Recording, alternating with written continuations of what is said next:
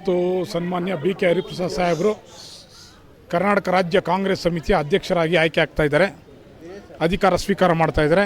ಆ ಸಂದರ್ಭದಲ್ಲಿ ಸಾವಿರಾರು ಜನರು ಭಾಗವಹಿಸಿ ಅವ್ರಿಗೆ ಬೆಂಬಲವನ್ನು ವ್ಯಕ್ತಪಡಿಸಲಾಗಿ ನಾವು ಇಲ್ಲಿಂದ ರ್ಯಾಲಿಯನ್ನು ಹಮ್ಮಿಕೊಂಡಿದ್ದೇವೆ. ಮತ್ತು ಬಿ ಕೆ ಹರಿಪ್ರಸಾದ್ ಅವರು ಬರೀ ಕಾಂಗ್ರೆಸ್ ಅಂದರೆ ಅಲ್ಲ, ಕಾಂಗ್ರೆಸ್ ಅಂದ್ರೆ ಅವ್ರ ಜೀವನೇ ಕಾಂಗ್ರೆಸ್. ಆ ಮಟ್ಟದಲ್ಲಿ ತಳಮಟ್ಟದಿಂದ ಅವರು ಉನ್ನತ ಮಟ್ಟಕ್ಕೆ ಬಂದಿರೋದು.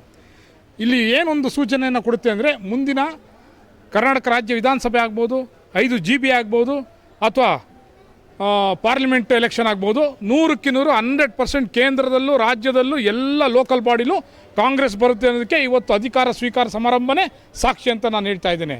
ಯಾಕಂದರೆ ಅವರ ಸಂಘಟನೆ ಮತ್ತು ಅವರ ಚತುರತೆ ಆ ರೀತಿ ಇರುತ್ತೆ.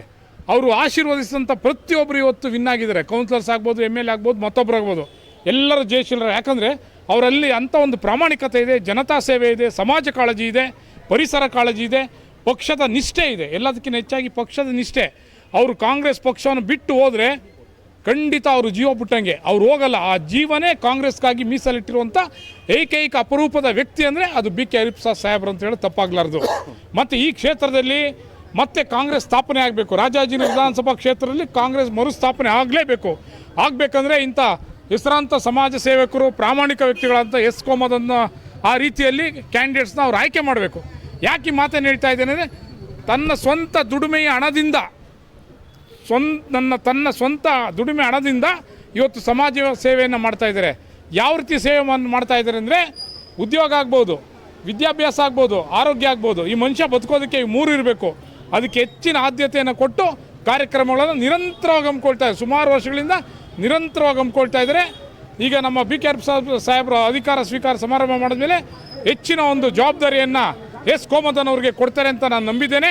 ಮತ್ತು ಎಸ್ ಕೋಮದನ್ ಅವರು ಸಹ ಕಾಂಗ್ರೆಸ್ಗಾಗಿ ನಿರಂತರವಾಗಿ ಸೇವೆಯನ್ನು ಮಾಡ್ತಾ ಇದ್ದಾರೆ ಅನೇಕ ವರ್ಷಗಳಿಂದ.